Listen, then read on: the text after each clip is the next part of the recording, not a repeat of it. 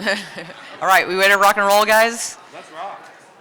Eric told me he's got to leave here at 3:30 to catch a flight, and we have a lot to talk about, so let's get going. All right, I'm going to do a quick round of introductions, even though I'm pretty sure most of the people in the room know everybody here. But David Morar, next to me, is a senior policy analyst at New America's Open Technology Institute. He focuses on tech privacy, platform and accountability issues, and many other things, but we're just focusing on that for the moment. Professor Eric Goldman, who's over here, is at the Santa Clara Law University School of Law. I'd say that twice. He focuses on internet, IP, and advertising law, and I've been fortunate. Jolly, did I just get cut off? Oh, just Jolly's like, stop yelling.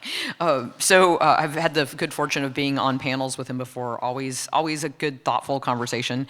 Steve Del Bianco is the president and CEO of NetChoice, where he works with his members and sets to execute NetChoice's agenda, of which this topic is a huge one, and I'm sure we'll be hearing about this.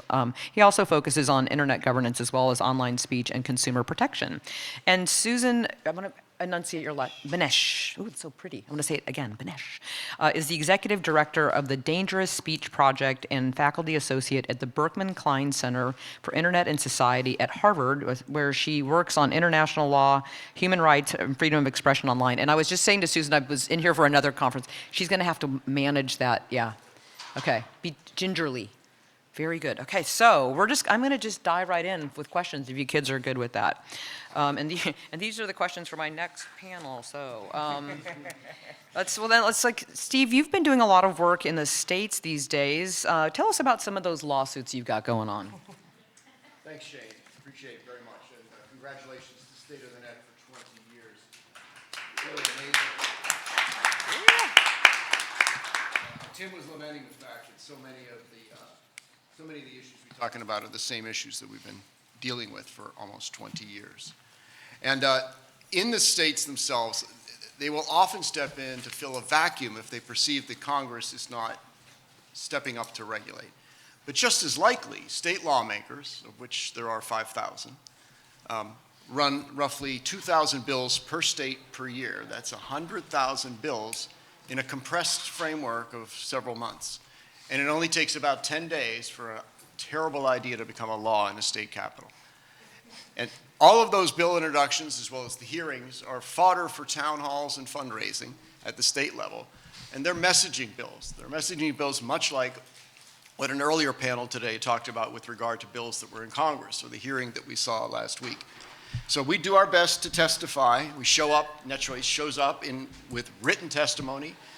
We meet privately and publicly with the lawmakers with elements of their bill that are unconstitutional and would have tremendous unintended consequences. Just give you one example. A bill that requires everyone to prove they're an adult means that even adults have to prove that they're an adult. That means that everybody using YouTube, Wikipedia, and Facebook, who doesn't even sign in to use their Twitter account, would have to not only get an account and identify themselves for every search they do online, but have to provide 2 forms of government ID, enabling the tracking of everything they do by a platform that would rather not even know what your ID looks like. So once we reveal the concerns about that, 50% of the people that we do phone campaigns will say, wait a minute, but you're saying my lawmakers are going to require me, a 65-year-old guy, to have to prove his age just to use YouTube? I'm not for that. And over 50% of the people we call want to be patched through to their lawmakers in the Capitol. But even that doesn't dissuade them from the irresistible draw of a messaging bill that lets them say they're standing up to big tech and they're protecting the children of Utah. So as a last resort, NetChoice has turned to the courts. This morning there was a panel in here talking about the NetChoice cases against Florida and Texas having to do with the First Amendment. But in the states, we've had to sue California, Arkansas, Utah, and Ohio, thanks to the great work of DWT and a couple of other law firms, and obtained injunctions in all of them. Just 2 hours ago, we obtained an injunction in Ohio against their age-gating bill. And we do that as a last resort because the methods these states are applying are methods that are not only a violation of the First Amendment, so they're unconstitutional, they have unintended consequences that will not serve the interests of parents and children. They take the eye off the ball of what we really need to do, which is to go after CSAM, those who purvey CSAM, go after criminals whenever we can, and empower parents to take choices. Finally, Shane, I might just add that One piece of advice we give in every hearing is when a lawmaker says, well, I think I want that curfew from 10:30 at night until 6:30 in the morning, and you guys, tech, you need to make sure that those kids are not online. And so with all due respect, Mr. Chairman, parents should go upstairs and take the fucking phone away. There's just no reason to let them have that. And that usually stops the talking for a bit, but they passed the bill anyway. There's no FCC rule here about, Janet Jackson, just in case anybody was wondering. That'll probably stay in the, so those are some really strong points. David's got some thoughts on that? I saw you writing a few things down. Well, thank you, Shane, and happy 20th to Stated in that. It was very interesting to me to sort of like see this perspective from a state's, from what's happening at the states, because there's a clear conversation that is not happening at the federal level, right? The states are the ones that are, 100,000 bills a year, right? It's a conversation that doesn't, have the benefit of a lot of folks from civil society either, right? It's a conversation that's kind of away from most of the people in this room, right? And so to me, again, it was a very interesting way of looking at the 230 conversation, because states can say, well, we're going to do things differently, and we clearly had an example in Utah where they really went, I would say, maybe further than California and Texas in going Curfew. Yeah. So just an interesting start to the conversation. I don't know any kid who doesn't know how to get around a curfew, and if they do, I'm concerned about them. This side of the table, any thoughts on this?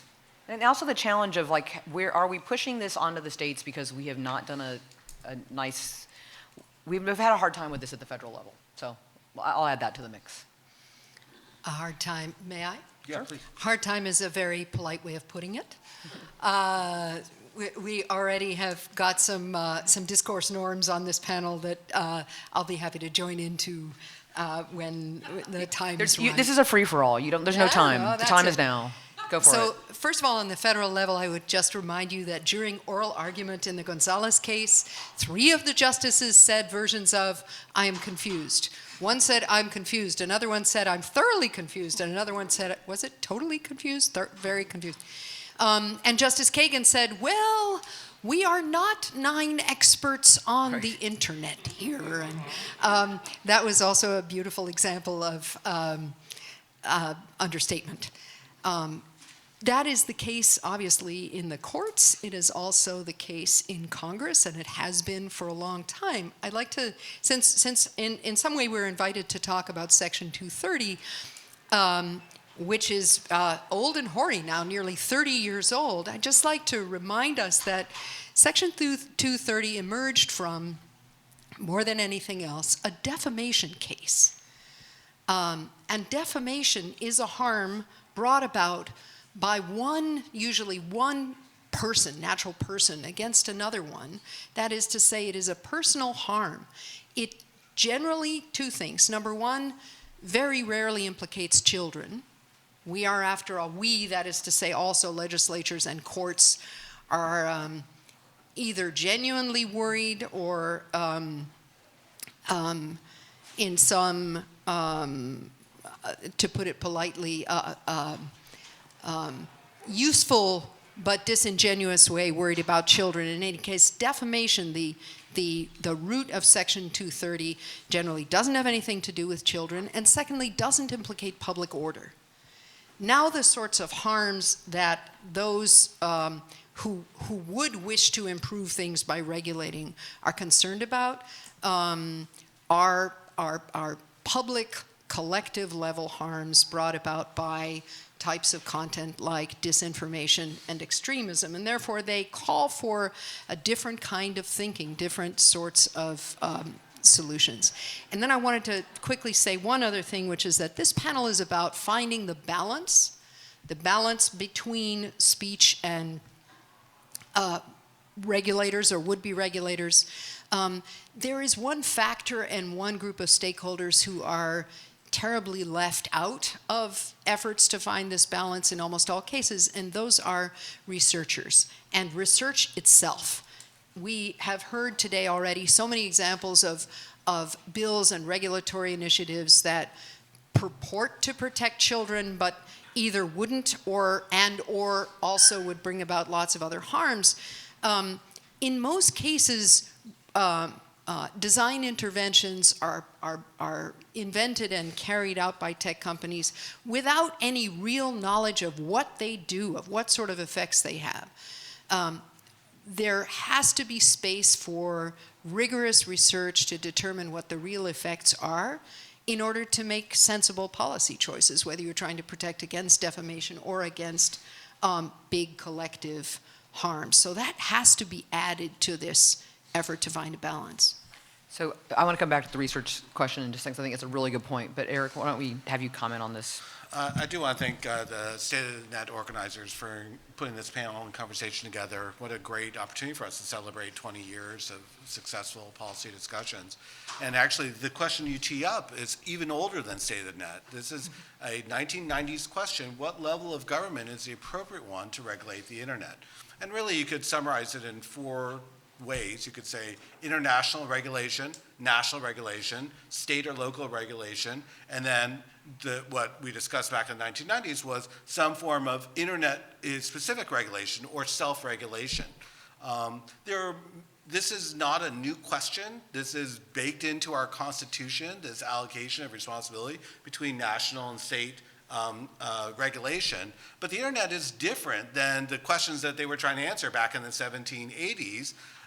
The question that's on the table today is, can a state run an experiment in this laboratory of experimentation at the state level without affecting any other state? And the short answer now, today, even with all the technology we have, is probably not. The only way to do that differently would be to impose geographic authentication requirements, which themselves would create many privacy and cost implications, probably not constitutional.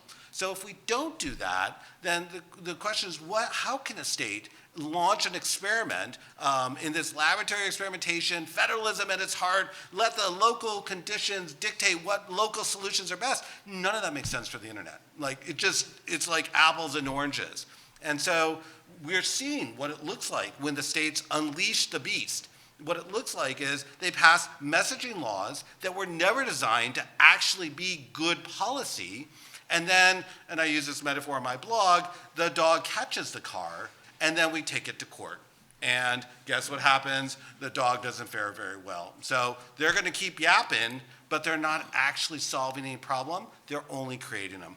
Shane, there's a follow-up to that you'll be amazed at, is that as a consequence of the court injunctions that NetChoice obtained, the states have gone another way, and Professor Goldman calls it the bounty hunter approach. So Utah, having gone back to the drawing board, has decided that the way to get around constitutional limits on, such as the First Amendment, and Susan, none of these bills had anything to do with 230. None of these lawsuits had anything to do with 230. It's all about First Amendment.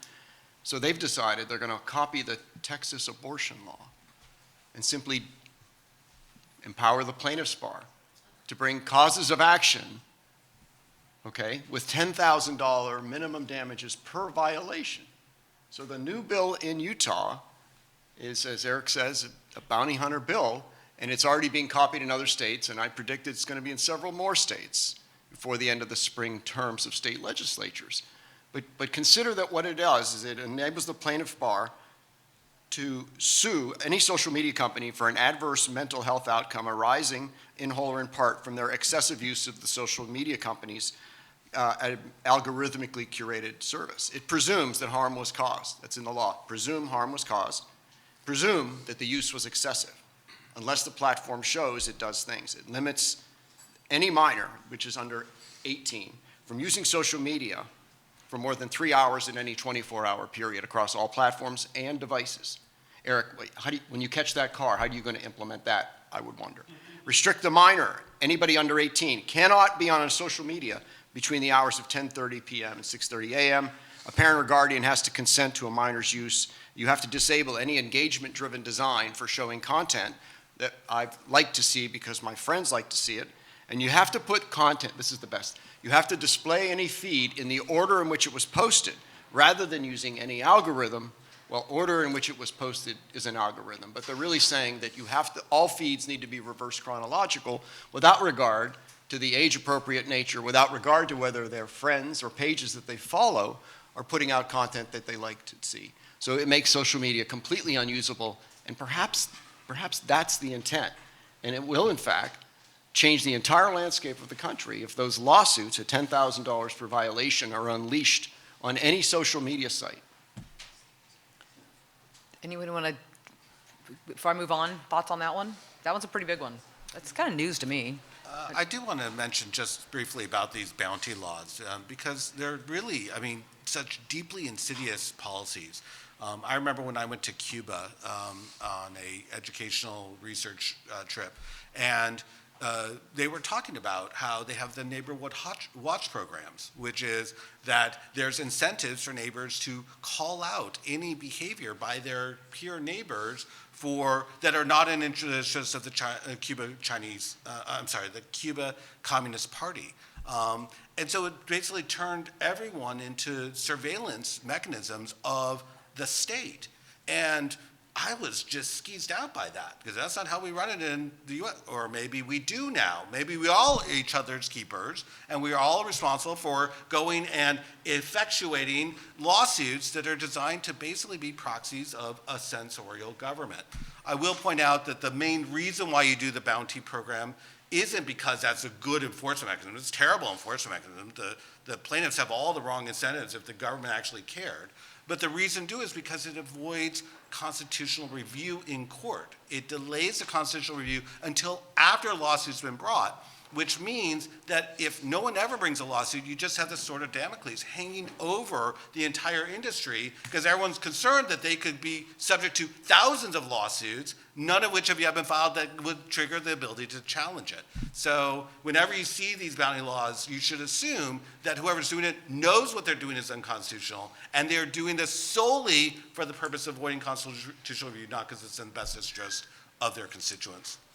So we're going to get out of the Utah cul-de-sac, which is where I feel we are at the moment, and go across the pond over to Europe, who's been kind of doing this from another perspective, which is interesting because they don't have a First Amendment. And there's a lot of people that would like to emulate some of the rules that they've put in place, which we're watching come in with like the Digital Markets Act and the Digital Services Act. But how do these companies, how are they supposed to manage through all of this process and continue to be of interest to a consumer? Which gets back to your question, Susan. You're talking about research. I always wonder do you think the research can front run? Can we get research about this that is nimble enough to manage the current challenges? Or because I think about Cambridge Analytica, and by the time we figured out what had gone on there, we didn't have time to self-correct for that, and everybody's very scared in 2024 about how this is going to go forward with 60 major elections. I think I just added about 18 things on the table there, but so let's go back to the research question, because I think that one's important, and to be like, how do we manage to make sure that we don't put enough information flow here that we can come back with some maybe more sage and sane thoughts as we try to decide what to do with this industry, which people seem to really love. They like using it. That's right. So that you did indeed pack an awful lot into one question, including several suggestions about what could go wrong with research. One, it takes time. Yep. That's true, but that's not a reason to do No, it. I guess I love the research. I just wish, I really I wish we'd known that faster, and that's hard sometimes to do and have very good, thorough research. So when you brought it up, that's what I was thinking. But the sooner you start it, That's true. under the right conditions, with the right the right constraints to protect user privacy, to publish in peer-reviewed academic journals rather than to keep the results secret inside companies, as is virtually always the case when rigorous A/B testing is done on any of the stuff, which is already rare. Cambridge Analytica is mentioned endlessly by companies as an excuse not to allow serious, ethical, rigorous, collaborative research with outsiders. that's pretty curious, since it was a company that egregiously fucked that up. Yeah. And gave private data of users to completely irresponsible outsiders. And so now they have been whining for how many years has it been since then? We can't possibly do collaborative research because it doesn't work. No, if you screw something up spectacularly and then use that as an excuse not to do it properly, where else could you get away with that?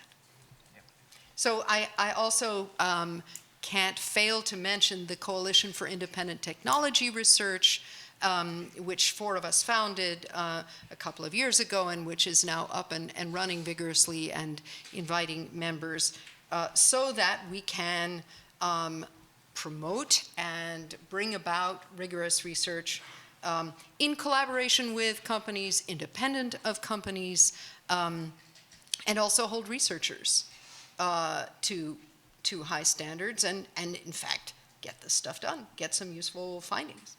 Do you, sorry, I can try, I feel like I talked about the research thing for a long time. Any other comments on the idea of we need to, I mean, I'm 100% with you on the idea that we need to have it, and we need to have it steady, and we need to have regular increments. Hopefully they will be able to. I'm just very concerned about this current election cycle, so that's probably what's coming through here. No, I'm not worried about it at all. Okay, good, that's not. On the EU, I'm just saying, a lot of alcohol and books. What? Yes. David had a point. Oh, too. yeah, no, thank you. I just wanted to say, I think the conversation in the US, in order to get to the point where we are able to do, good quality research with data from companies, we first would have to pass a comprehensive federal privacy. I think we need to have a baseline for strong protections for, users. And then on top of that, there are, ways that maybe we don't need to have a legislative structure like the EU does now through the DSA, which allows for researcher access. But in order to get to that, I think, we need to have some basic protections for that data, right, before it's shared with researchers, and even outside of it being shared with researchers. But at the same time, the DSA for its goods and bads definitely has started that conversation about researcher access in the EU, and that's going to Brussels affect its way over here as well. So hopefully, right? I'm sorry, can I just piggyback on that briefly? I do think it's interesting that the DSA does provide data sets for researchers, and I'd like to see how well that works. That's an open question. Europe routinely passes laws and then doesn't go back and say whether or not they accomplish their goals, and this is one I'm very curious if it will accomplish its goals, and if not, we definitely would not want to invoke it as a model. But I think to Susan's point, I just want to reiterate the concern that people who style themselves as researchers could very well be threat vectors. And there's a variety of different ways that they could be acting not in good faith, and that we need to be concerned about. And of course, things like once they get data onto into their possession, what steps are they taking to avoid creating another threat vector? And so, for example, some of the bills that have been proposed have said they should follow reasonable security practices. Like, seriously? That's how we're going to solve it? A one-sentence statement without any enforcement action? Like, that's not helpful at all.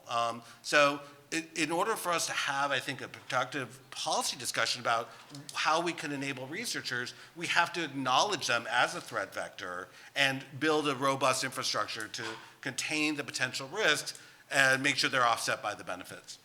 Shane, with respect to the DSA, which we've just been covering, the Digital Services Act in Europe, it is enacted on a continent that doesn't have a First Amendment. And here it says, Congress shall make no law abridging the freedom of expression.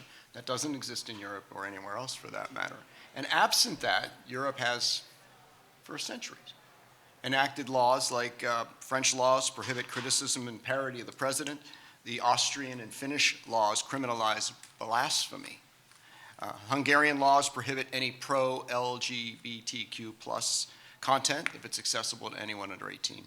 And Turkey and France ban certain types of offensive humor, as we've seen the dark side of that. So all of those laws would never be able to exist if a First Amendment constitutionally would govern. But they do exist, and new ones are coming out all the time. So the DSA simply said, we're going to allow any of these national governments to tell a platform whether there's illegal content up there, illegal content, based on any national law or regulator's ruling. And if informed, our platforms have to take an expeditious steps to remove and limit the sharing of the content, or they would face a fine of up to 6% of their global revenue. That's certainly going to get your attention. And the platforms are all trying to figure out how to handle that. But the good news is the platforms are not liable if, having been noticed of unlawful content, they take it down. Many of NetChoice members have said, well, the U.S., give that a try. Draw a nice bright line between what is illegal and what is not legal, because only two forms of speech are illegal in the United States: child sexual abuse material and credible threats of proximal physical harm. And outside of that, everything else is lawful. It's awful, but it's lawful. And it's because of that that our platforms have had to take dramatic steps to get rid of dangerous speech. Susan, what your content talks about. We've had to take dramatic steps to limit lawful but awful content that shows up because advertisers and users can't stand it. And of course, that's what got us into trouble in Texas and Florida, leading to the case that's in front of the Supreme Court 2 weeks from today. Because Europe is different without a First Amendment. And one other thing that makes Europe different is they use the English rule for lawsuits. In the rest of the world, the loser pays the other side's costs. So the defamation suit that gave rise to Section 230, the Wolf of Wall Street suing Prodigy. In anywhere else in the world, the Wolf of Wall Street would have had to pay all of Prodigy's legal costs if they had lost that case. Well, that's not happening in the United States. In the United States, the plaintiff's bar can just promise enough money to the potential victims that they can finance a suit, bring the suit, and if they lose, they walk away. And they file a suit against someone else. So the absence of tort reform in Europe and the absence of things like Section 230 are owing to one thing. The rest of the world uses the English rule of loser pays. So we are unique in our First Amendment. We're unique in our lawsuit culture. So we have to come up with unique solutions. So staying on solution sets, one other part of this I'm very concerned about is fragmentation. And as being the 20th anniversary of State of the Net, one of the major things that Section 230, love it or not, really kept was getting the initial foundation of the internet in place. And now I feel like we're struggling on how to manage that with all the freedoms that we have in the United States with, First Amendment freedom of speech. But we're also watching more and more countries just decide they are going to decide how the internet runs at the whim or the decision of the government. And it's not to the best, in my opinion, for their own citizens. So are we seeing any other solution sets out there that we should be thinking about? I mean, I haven't seen them, but I'm open to ideas. Law enforcement cooperation when it comes to fraud, abuse, is a huge step forward. Or CSAM, international cooperation, and Interpol. If they can work together with adequate resources and cooperation, that kind of multilateral action can really stop some of the cross-border crime problems that we have.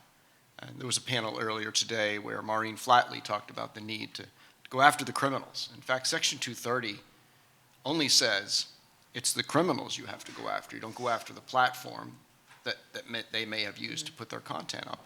But why don't we focus on the bad guys for a while and spend some money to go after them? And that's an international cooperation element. This side? Checking? All right. Well, that also brings up automation. So one of the things that we heard on a panel earlier today is how with cybersecurity and artificial intelligence, automation can definitely, it can go on both sides, but it can help with capturing bad code, bad people. There's just going to be faster and hopefully more efficient, but we're going to have to remember to have the balance there. So any other thoughts I get on law enforcement, but on the automation front, do we think that we're in a hopefully net positive direction? Maybe we can find a way to make this work where people, again, go back to the cul-de-sac in Utah, they have certain things. I mean, it's going to be very difficult for them to only keep that in Utah. So as we're trying to learn how to automate answers through this and see what it is that's concerning to people, will it be the content companies, or will it be the laws that we put in place that get to decide what you see, and how are we going to manage that without fragmenting things and hopefully using automation to a net positive? LLMs could make a difference at detecting images that are illegal images under child sexual abuse material laws. And it would spare humans from having to look at those images in order to determine what they are. I have to believe we're only months away from having that work. The companies are experimenting with the use of large language models in AI, but you can do more. You can also do it to investigate speech patterns that are so difficult to tell satire from genuine hate speech sometimes. AI should contribute to an increased understanding of flagging user content that might violate our community standards. Notice it's community standards, I'm speaking of, not national laws, right? Because the platforms themselves have adequate incentives to limit things that offend users and chase away advertisers. I guess Twitter and X would be the one exception here, because getting rid of advertisers seems to be what he has in mind. And I think that AI could play a huge role there as we get better and better at it. Others? I do want to chime in on this. From my perspective, I feel like regulators often have a schizophrenia, that on the one hand, they want immediate resolution of all both illegal and lawful but awful content, which can only be done by machines. On the other hand, they know that there's going to be mistakes made, and depending on the nature of the potential problem, potentially a wide range of mistakes being made, and they want humans in the loop. And it's kind of like you can't have both, and trying to walk that balance, it sets up a failure on all sides, right? You can't be both instant and accurate. You kind of have to pick one. And then if you build a system that says we want to put more humans in the loop, we have to talk about the cost of that. There's reasons why the machines sometimes are the only possible cost-effective solution. And at other times, there's times when really human in the loop is essential. You cannot do it any other way. We've seen situations where someone's been accused of a false positive on something like CSAM, where people have been kicked off of the entire Google network. Try living your life without using any Google product or service, and then to be accused of that falsely, you need to have a mechanism to deal with that. And so it's kind of like, what do you want? It's like you want the magic wand, the machines, but only make perfect outcomes. And since we can't have that, which trade-offs are we willing to accommodate? And it's that trade-offs that we often find that's what regulators are supposed to be best at, and that's what they're actually worse at right now. They don't actually talk about trade-offs, who's going to benefit and who's going to lose. And that's the part we ought to be really clear about. So I'm a big fan of machines. I'm a big fan of having humans in the loop. And I know I can't make the decision about which one is the right balance for any particular service. So I want to chime in on that. Of course, you need machines and you need humans. The thing is to figure out which are the things that the machines can do best, and let them, in this case the LLMs, let them do that, and where are humans most effective and also least harmed by doing the relevant work. It's true, Eric, that you can't have perfect outcomes instantaneously, but you can have much better outcomes that we have now more quickly by testing again and finding the right balance. So of course, you can, and companies already are deploying LLMs to make decisions more quickly and to hire fewer moderators so that they can, of course, spend less money on them and also damage them less by exposing them to the terrible content. There has to be more systematic oversight, including outsiders. That is a piece of the puzzle that is also almost never discussed and is absolutely vital. Companies are regulating human expression more than any government does and more than any government ever has. Yes, that includes China. On a much, much greater scale. They have much more power over human communication than any state, than any government. And we have virtually no knowledge of how they are carrying that out, whether we're talking about humans doing the carrying out or software or LLMs. That's untenable. You should join me in being up at night worrying about this. So a system for regular oversight of companies' control, company speech governance, to include content moderation but not to be limited to content moderation is vital. And that would solve, first of all, coming up with such a system would require the people who come up with it and the people who critique it and improve it as part of that process to make some of those decisions that you referred to, Eric, some of those trade-offs. And secondly, as it gets tested, one would find a better and better balance between the efforts of the machines and the efforts of humans. Take just one example quickly. We have no idea whether different groups of human beings have similar access to platforms. When men and women post similar content, when binary and non-binary people, when Hindus and Muslims in India, for example, post similar content, is it being taken down at the same rate? The Oversight Board has absolutely no capacity to test that because they get to look at one piece, one decision on one piece of data or one account at a time. So how is it possible that in this time when we claim to care about DEI, we're not even asking questions like that? So we need a standard, a set of standards for systematic oversight of content moderation and other practices by companies. You know, the largest company-driven content moderation on the planet is something that you're grateful for every day, and it's spam. Spam, yes. And the spam that is pulled away from our mailboxes is equal to the email that's allowed to get through. And it's not just email, but it's other messages that get through. And it's even some of the ads that come across as spams in the postings. And the way it got to be effective at that was by being trained by humans. Every time we would categorize something as spam, that teaches the machine to recognize spam in that cultural context. Also, the companies themselves are beginning to employ artificial intelligence like LLMs to discover ways to block spam. And that is effective, but not as effective as it could be. But I can tell you how it would be ineffective is for somebody to take a clever cleaver to Section 230. Because stopping spam messages invites lawsuits from that business whose business messages are not making their way through. Without Section 230C2, the lawsuits begin and then they never end. Because part of what we benefit from is trying to limit the amount of information that is lawful but awful. I'm not saying that every spam message is inherently fraudulent.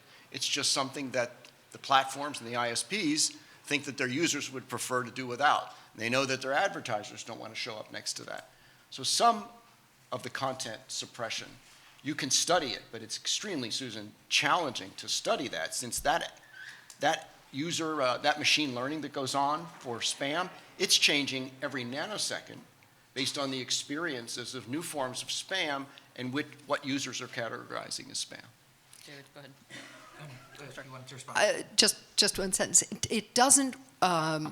It's great that you bring up this example, which generally doesn't make it into policy conversations, in part because almost everybody approximately agrees on what is spam and hates it.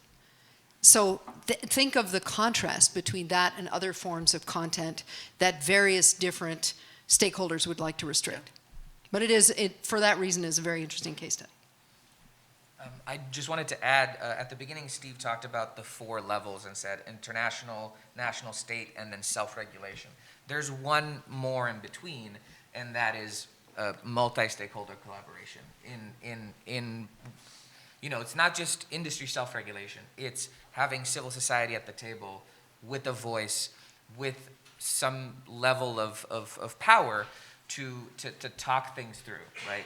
It's industry allowing, like Susan said, a little bit more access, right? Within the confines of a specific structure, and there's examples of industry and civil society collaborations, very successful in specific areas, and there's obviously examples where it's not been successful. But I think that there's ways we can be productive and actually try to solve some issues in this space without leading to,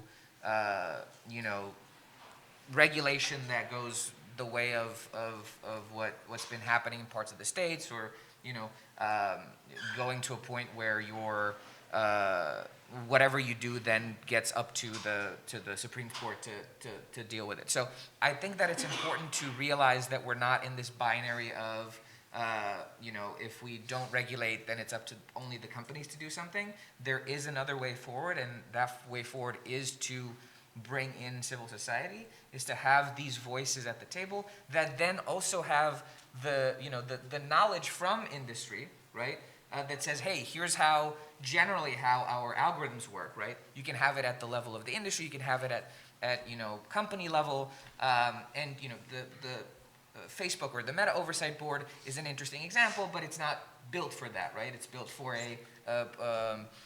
sort of like a judge and jury kind of perspective on specific pieces, but there are ways to do this, and I think we can be hopeful, even though there's a lot of harm on the internet.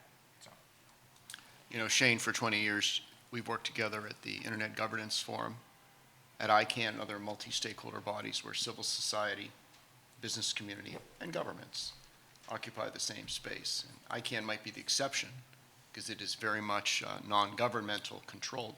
But at the Internet Governance Forum run by the United Nations, it seems that no good deed goes unpunished, that no matter how much we describe what is technically desirable and capable, how much you describe about the need for diverse communications, it is ultimately up to each of those governments to preserve for itself the power to decide what it thinks is legal and illegal. And if insulting the president of Turkey is illegal, there's not a whole lot we can do about it, and they shut off the internet to enforce that. So I agree that it's important, but we should focus on things that we can get governments to agree on, which is where crime fighting comes in, right? Sure. Focus on things we can get them to agree on, because when we hammer them about the heads and shoulders for free expression, what they hear is you threatening their power by fomenting more criticism, more organization of protests. And they don't take kindly to that once the doors close. And this is a WSIS plus 20 year, so this means that all these, the Internet Governance Forum has a remit from the United Nations, and there's always, they're going at it again, they'd like to shut it down because they want it to be more of a one country, one vote way of managing it. So it's a big year for a lot of things. So Susan, going back, you mentioned, like, it sounds like the Oversight Board is too much of like a court for where you'd like a little more information flow, let's say, in that. And so what's going around in my head is a combination, like you mentioned, the lack of a privacy piece, any sort of federal privacy law here. How do you have something that you would recommend that we're able to believe in disaggregated data? The information could be shared, but there would be a comfort level for the companies to feel like they can bring the information forward into the academic area. Because I always feel like the challenge is they're putting a platform out there. It's people putting their own information into it. So it may be crazy, but like it's the understanding that somewhere along the line there will be a level of trust, legality that will allow the information to then hopefully put us in a better place. So I'd love your thoughts on that. Yeah, thank you. First of all, I didn't mean to say that the Oversight Board is useless or isn't accomplishing anything, rather just that it has a remit. It has certain capacities, and the kind of oversight I'm describing is simply not, in spite of its name, part of its gig. Yep. To get companies to release data in a responsible, privacy-protecting way, we have other models. After all, there are researchers, including but not limited to academics, who work with, for example, medical data to do epidemiological studies, which are absolutely vital in saving enormous numbers of human lives. That research also takes time, but eventually has huge benefit. There are ethics boards at all accredited academic institutions of higher education, to which researchers now have to submit their experimental designs. Anybody who's a professor at a university in the United States and in many, many other countries can't go forward with research that they expect to publish in a respectable academic journal without first submitting their experimental design to such a board and getting it approved in advance, and then they must follow the standards for ethical, responsible research in order to get approved in advance by such a board. There are also independent boards for researchers who are not attached to academic institutions. In other words, we're not talking about inventing a brand new wheel here. We're talking about bringing something from other spheres of knowledge and activity into the online world, into the digital world. In another sense, the digital world is still kind of naked where other industries are clothed. For example, just about every other industry whose goods and or services have significant capacity to benefit or harm the public is subject to some kind of regular oversight by people whose standard job, whose profession it is to do that oversight. Bookkeeping, for example. We know what is proper bookkeeping and what is improper bookkeeping. You can't make cars without somebody crash testing them and someone making sure that the crash tests are correct. You don't run a slaughterhouse, make food, make drugs, et cetera, without some systematic form of professional oversight. It shouldn't be so controversial to at least aspire to setting that up, though, of course, there are very serious challenges to overcome, like privacy. It's not at all insurmountable, and the potential benefit is enormous. I really went in on those data sets, so I appreciate that. But I also love that we can do snap polls when it comes to, things that we want. We can find out right away, but things that need to be responsible, for some reason, take way too much time. So it's 3:17. We're getting you out of here at 3:30, all right? We've got 13 minutes worth of questions, and I have a feeling this front row right here would love to start. Jess, do you want to start? All right. I'm the one that normally does the poll calling. Okay, well, good, because you got that makes it much easier. Right. Yes, thank you all so much. This is an excellent panel. I wanted to go back to the bounty hunter aspects. Can you expand more on how that gets around the constitutional hurdle? Like, is it that Net Choice would have a harder time bringing a preemptive strike? I would love to hear more. I'll just start and let Eric clean up my mess, because I'm not a lawyer. But the Net Choice lawsuits have thus far been able to do a facial challenge. We challenge the words that are on the face of the law as a violation of the First Amendment. Congress shall make no law infringing on the freedom of expression. And this will show the ways in which the state bill compels us to say things we don't want to say, or restricts us from saying things, and restricts citizens from seeing what they want to say. In Utah, there was a user lawsuit, not just a Net Choice lawsuit. So those are brought against a statute because it's the government doing it. As you know, the First Amendment says Congress shall make no law. But it allows this place to kick you out for using bad language, sorry. It allows a restaurant to kick you out if they don't like the way you're dressed or the way you're speaking. So private parties are not affected by First Amendment restrictions. So I'll turn it over to Eric. So Net Choice can't likely sue Utah for the bounty hunter bill any more than a lot of other concerned women's groups could sue Texas over their abortion bounty hunter bill. The Supreme Court took a look at it and allowed it to stand. But Eric, absent a constitutional challenge, if the law were used to sue a company, does the company make constitutional arguments in its defense?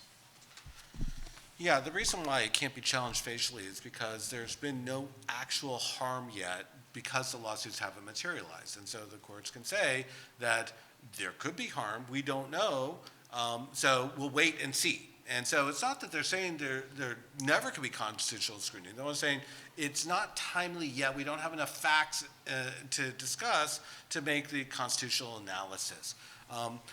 To me, that's illogical. If we know that they've created a claim, we know that companies or individuals will seek to minimize their risk under that claim, then we know that the existence of the claim will create enough change in behavior that it should be evaluated under constitutional standard, whether or not that's permissible. But that's not what our court has said yet, and I hope that someday we'll fix that. That, to me, is a hole that is being abused by regulators, knowing that they can play this game. Once the case is brought by somebody to bring an enforcement, then it would be timely for a challenge. and it possibly could be done on a facial basis at that point, more likely would only be, quote, as applied to this particular circumstance. And so that would leave open other people to serially bring lawsuits and have parallel constitutional challenges taking place for each of the different types of claims that are being brought. This is not the way to make law, and this is not the way to establish the constitutionality of a law. And again, I remind you, anyone using this is probably doing so in bad faith. We had a question up here. Oh, yeah, Mike. Thank you.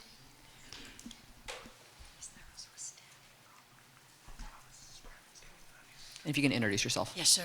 My name is Lorelei Kelly. I lead the Modernizing Congress portfolio at Georgetown, but I have been working with the Reform Committee in the House for the last 6 years. So my question, so the awful lawful chickens are coming home to roost right now in Congress, and members are experiencing 300% more death threats. One of the reasons these really good members are retiring is they're just done with it. Not worth it. I do a lot of field research in member offices. Members, there's just a constitutional wasteland in between these old, like, archaic models of the right to petition, which now means you protest on the mall or you hire a real expensive lobbyist. It's either purchased access or protest. Like, Congress is so derelict in its ability to handle the modern world or have any situational awareness until recently, and it took a pandemic to get Congress to get on Zoom and to create a bunch of electronic workflow. My hopeful path forward with this is just that I think there's probably a different way for Congress to legislate on this, because they're going to have to start using this technology in their own workflow to recreate norms which have been obliterated, and they're seeing the absolute downside of what they've created. The monster, Frankenstein baby with AR-15 literally is what freedom of speech looks like right now. And with an institution that does not have a continuity of government plan, which is stuck in this conversation about January 6th, so it's not moving on to all of these other issues. I would just argue there's a new crop of lawmakers right now that understand this crisis in a very personal way that might be really an important way to jumpstart something productive. Does that make sense? You're speaking of federal lawmakers, a new crop? U.S. Congress, yeah. Well, I House and hope Senate. you're right. Well, nobody's organizing it like this. Like, No. it still comes in. People advise Congress, it's the most advised body on the planet, but it's always read this white paper, not use this new technology in a new way that makes sense for you. And there's hearings every week, and they're nerdy. They're House admin and House clerk, but they're rebuilding the information architecture of democracy right now. And you're saying they're doing it, Lorelei, with a personal experience of using the tools. Some of them, it's definitely an age dependent. You've got, like, it's still the average age of members is what, 60, maybe a little younger in the House.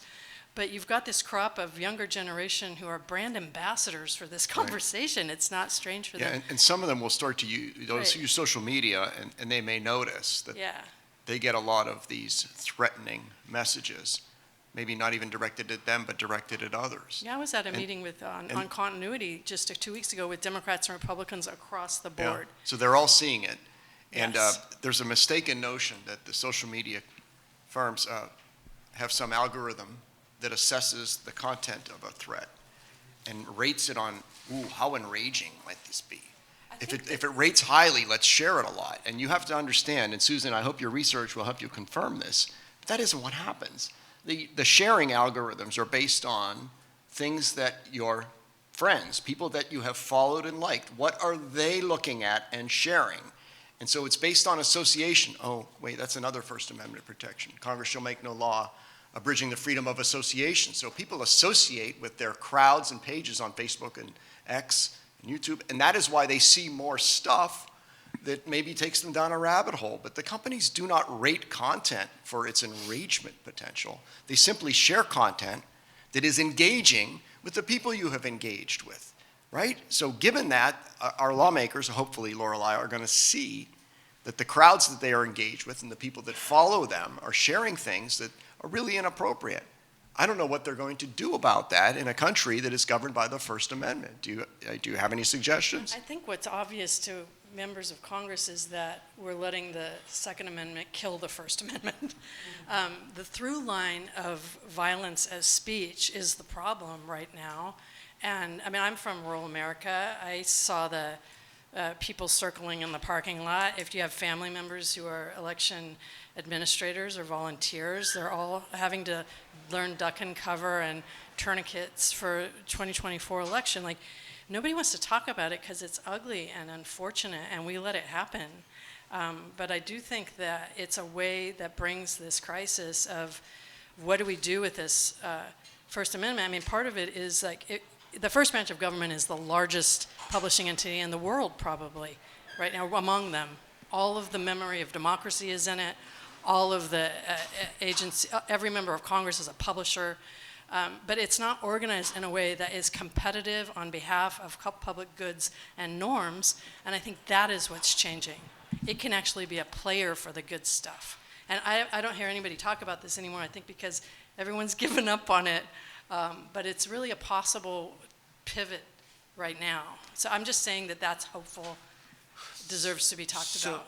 So actually, I think it's a great metaphor for what we've been discussing today, because on the one hand, there may be people who are gaming the system, playing in this lawful but awful space in ways that we would want to have some kind of brakes put on them.